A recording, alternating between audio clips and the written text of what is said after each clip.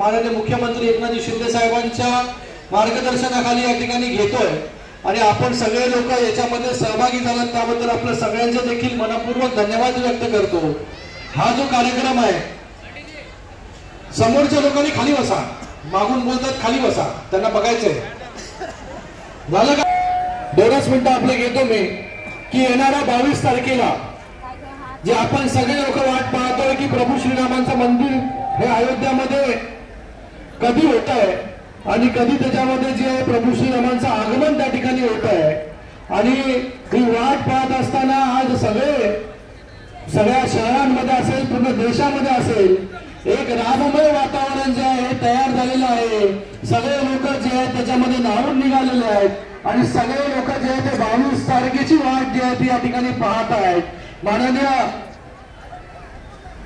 बाळासाहेब ठाकरेंची इच्छा होती, स्वप्न होतं, ती स्वप्नपूर्ती जी आहे ती 22 तारखेला या ठिकाणी या देशाचे यशस्वी प्रधानमंत्री नरेंद्रजी मोदी साहेब या ठिकाणी करतायत।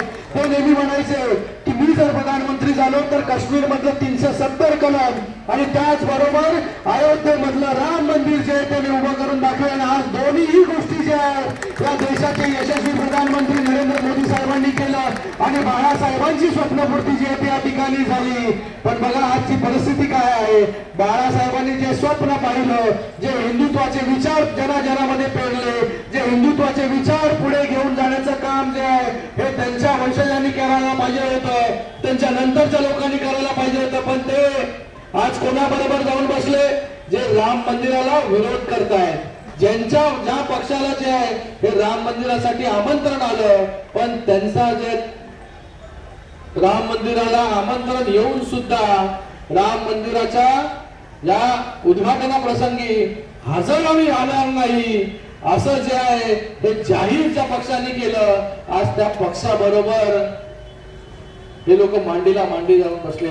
पण बाळासाहेबांचे विचार हिंदुत्वाचे विचार पुढे घेऊन जाण्याचं काम जर कोण करत असेल तर माननीय मुख्यमंत्री एकनाथजी शिंदे साहेब या ठिकाणी करतायत।